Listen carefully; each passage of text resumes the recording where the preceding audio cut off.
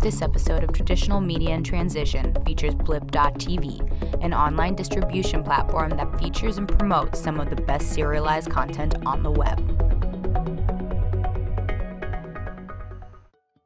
My name is Dina Kaplan. I am the co-founder and COO of Blip.tv.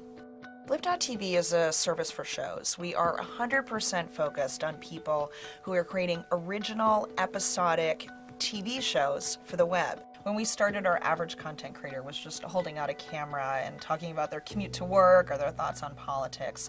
It's amazing to me that there are now fully produced scripted sitcoms and dramas. Foreign Body is a good example, the newest Michael Eisner production.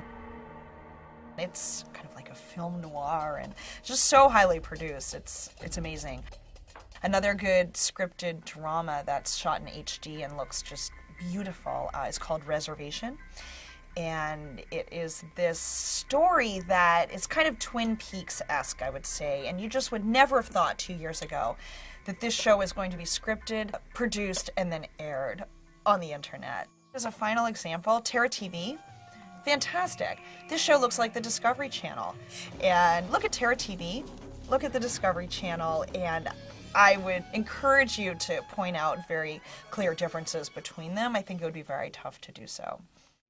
I have to give a lot of credit in the company to my 4 co-founders because they spent 6 years building the platform that powers Blip. One of my co-founders saw Rocket Boom. This was one of the first shows ever produced for the web that was produced daily. So my co-founder saw this and said, I think I've seen the future of television. So at that point, we added video capabilities onto the software platform and launched Blip.tv 3 days later.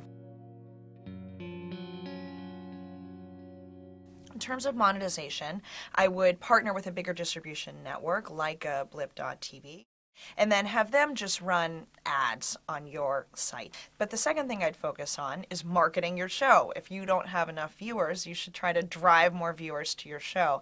And there are all sorts of ways to do that. I think that the most effective one is to engage in the conversation that's happening online. There are people like Gary Vandershek, who does Wine Library TV, who is the master at this. He listened a lot, he talks a little too, and he has a wonderful audience for his show, Wine Library TV, in part because he's done a great job marketing the show. It's all about that give and take with people who are involved in your world of web video or involved in your subject that you're covering in your show. If you can engage in those audience of people that are interested in your content and have a really great, strong back and forth with them, your numbers for your show will go up. The John Adams miniseries was launching on HBO this spring, and they wanted to tap into all the excitement around the presidential election campaign season. So they sponsored 2 of our top political shows. One of them was Political Lunch. First, a quick word of thanks to HBO, which has been sponsoring Political Lunch for the past month. By now, you've seen the ads, probably right down here, for their new John Adams miniseries. And after the show today, stay tuned for a sneak peek at their John Adams miniseries. I think HBO was thrilled with it. That was a really cool, innovative example of a great web video sponsorship campaign. Because talent can produce on their own, market on their own, distribute on their own, they have a lot more power than they've ever had. I think you could increasingly see networks competing with online distributors for talent and for shows.